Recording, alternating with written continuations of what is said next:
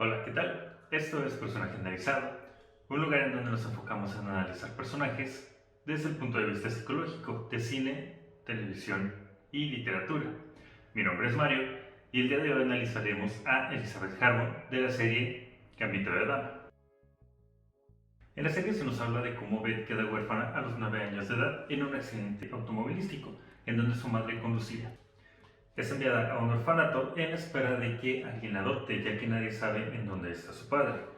Y es así como en medio de clases aburridas conoce al conserje de la escuela, quien, después de varias súplicas, termina enseñándole a jugar al ajedrez, un juego de mesa que él suele practicar de manera solitaria. Ese juego es algo que a Beth le llama la atención, a pesar de que se da a entender en la serie que nunca lo había visto en su vida. Mediante flashbacks podemos conocer un poco de la historia de Beth antes del orfanato. Su madre evadía a su padre, a pesar de que éste la buscaba de manera continua, y más adelante nos enteramos de que es su madre quien provocó este accidente donde ella murió. Desde que llega a su nuevo hogar, conoce a Jolene, quien la recibe con la frase "las verdes son las mejores", algo que parece quedar grabado en el inconsciente de Beth, puesto que ella en ese momento porta un uniforme de color verde, aunque en realidad Jolene se estaba refiriendo a las píldoras que iban a tomar a continuación y que nadie sabía exactamente de qué se trataba. Al igual que nosotros, porque realmente nunca dicen cuáles son. Sin embargo, debido a una etiqueta posterior que aparece en el segundo capítulo, podemos deducir que son benzodiazepinas, o más conocidas como diazepam o clonazepam. Las benzodiazepinas funcionan como un depresor del sistema nervioso central, encargado de procesar los pensamientos y las percepciones del mundo exterior a través de los sentidos. Y es que esta pequeña explicación es importante para tener en cuenta todo lo que acontece después con respecto a nuestro protagonista. Después de tomarlas, Beth suele tener alucinaciones con tableros de ajedrez en donde se proyectan en el techo de su habitación, donde repasa las jugadas y posibilidades en sus juegos previos con el conserje. Al poco tiempo de comenzar a consumirlas, las pastillas son prohibidas en el estado de Kentucky, que es donde ella habita, provocando que la niña tenga un síndrome de abstinencia, demostrando así que el consumo de dicha droga de manera desmedida llega a generar una adicción.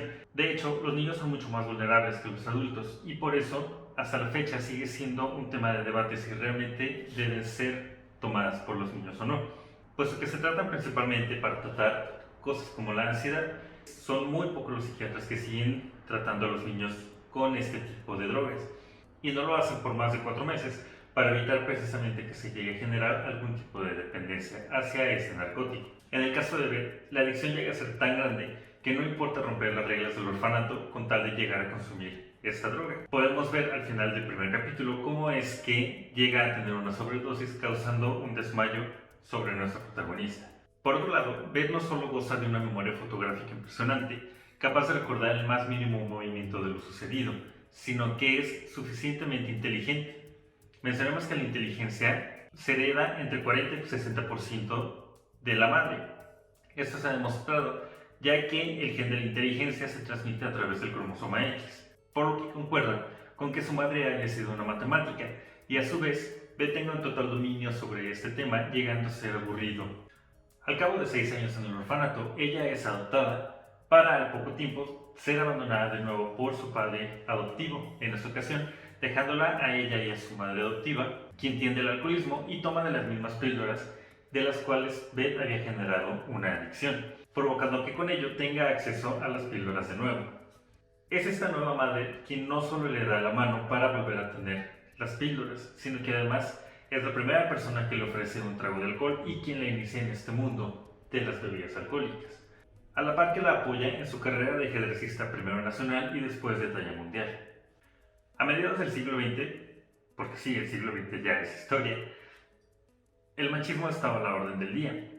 El feminismo, a pesar de haber iniciado un siglo antes, no tenía la fuerza necesaria para ser tomado como un movimiento serio, siendo blanco de críticas y burlas constantes. Es este machismo uno de los principales obstáculos a los que se enfrenta Beth. Es subestimada de manera constante por otros ajedrecistas quienes la toman por alguien débil. Recuerden que para el machismo, los hombres son muy superiores en pensamiento e inteligencia, algo que cada vez se comprueba que está muy equivocado.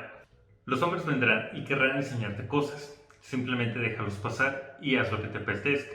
Esta es una de las frases más significativas que le dice su madre biológica, algo que también queda en su inconsciente, y es que Beth tampoco es perfecta en este punto.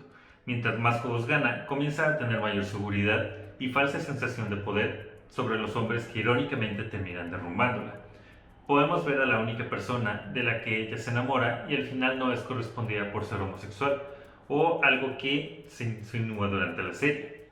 Están sus oponentes más fuertes, con quien siempre termina teniendo un tipo de relación especial, siendo vencida por ellos justo en el momento en el que ella se sentía mucho más fuerte. Incluso su oponente final es alguien que ya la había vencido en ocasiones anteriores, probablemente el único al que realmente le tiene miedo dentro del juego. Su comportamiento hacia el sexo opuesto está marcado por las palabras que su madre le dijo, a pesar de que en algunas escenas podemos ver cómo ella tiene una necesidad de estar con estos hombres, pero no se lo permite del todo. Así que las que estén criando a sus hijos, por favor tengan mucho cuidado con lo que les dicen. Ahora, hablemos de un acto inconsciente mucho más y a la vez menos sutil. A lo largo de la serie vemos cómo Beth parecía tener una fijación oral muy fuerte. Entiendes como fijación oral el placer de tener algo en la boca. A menudo, las personas con este tipo de fijación desarrollan actos como morderse las uñas, chupar o morder lápices mientras ponen atención en la escuela, fuman, beben, comen en exceso, o cualquier acto que se relacione meramente con el placer oral. Y es que podemos ver cómo nuestra protagonista no deja de tener este tipo de comportamientos todo el tiempo. Cuando es niña, come galletas después de su victoria o mastica chicle constantemente. Después vienen las píldoras verdes, el alcoholismo, el tabaquismo y una constante de escenas en restaurantes, aviones o ella sola cuando más necesita alejarse de los demás. Pero esto no surge de la nada. Anna Freud afirmaba que la separación o pérdida de la madre determina en el niño una reacción de 3 fases: la protesta, la desesperación y la de indiferencia, donde el niño está acostumbrado a la separación materna. Vaya, se tiene la creencia de que cuando los niños se están alimentando, a la vez sienten que se están apropiando de su madre. Si nos apegamos a esta teoría, Beth estaría reaccionando de una manera sumamente primitiva a la muerte de su madre, teniendo una regresión a sus primeros años de vida, que es cuando está mucho más apegada a ella. Cuando hablaba de que era más y menos sutil a la vez, era precisamente de esto. Es obvio que Beth tiene una fijación oral muy fuerte, pero lo que pareciera una predisposición a las adicciones podría ser un intento desesperado de volver a tener un contacto con su madre. Pareciera que todas las mujeres de su vida la han ido abandonando voluntaria o involuntariamente, y a su vez tienen la indicación indirecta de ver a los hombres como sus constantes enemigos. Es una persona en constante soledad, que solo puede buscar en su interior al primer objeto de amor, que es la madre. Como mencioné antes, las benzodiazepinas son depresores del sistema nervioso central, pero en Beth funcionan completamente distinto. Es probable que sea por el placer de volver a sentir a su madre, aunque las demás drogas funcionan de manera correcta, por lo que la hipótesis no es tan fuerte. Sin embargo, es una probabilidad.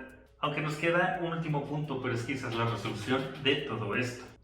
Hacia el final de esta historia, y cuando más perdida se siente, tiene un encuentro inesperado con su amiga de la infancia, Jolene, quien era su única amiga y quien se preocupaba y cuidaba de ella en el instituto. Aunque fueran casi de la misma edad, ella hacía el papel de madre y lo vuelve a hacer en este punto al buscarla, cuidarla e incluso darle dinero que tenía destinado para otras cosas, poniendo a Beth sobre ella, tal cual lo haría una madre. A partir de aquí y hasta el final no volveremos a ver a nuestro protagonista consumir algo de manera oral. Incluso cuando se ve tentada a volver a conseguir las píldoras verdes, logra resistir esta tentación y se mantiene de manera sobria en todos los sentidos. Podemos ver que al superar esta oralidad, ella entiende que siempre hubo gente preocupada por ella y que no estuvo tan sola como realmente lo pensaba. Pareciera incluso que esta soledad se consume de manera oral todo el tiempo. Basados en las cosas que hemos mencionado, podemos decir que el diagnóstico de Elizabeth Harmon es una regresión a su primera infancia mediante la fijación oral en busca de su madre.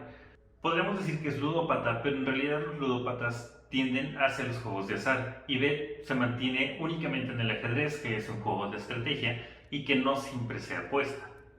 Tengo que mencionar que algunos aspectos de la serie los dejamos fuera de este video debido a que la información que se maneja ahí es demasiado extensa, por lo que solo nos enfocamos en las cosas principales para abarcar una generalidad del personaje. Gracias por ver este episodio. Si tienes alguna sugerencia para analizar algún personaje, déjalo en la caja de comentarios y lo atenderemos con mucho gusto. Mi nombre es Mario y recuerda que al final del día todos somos un personaje para el mundo.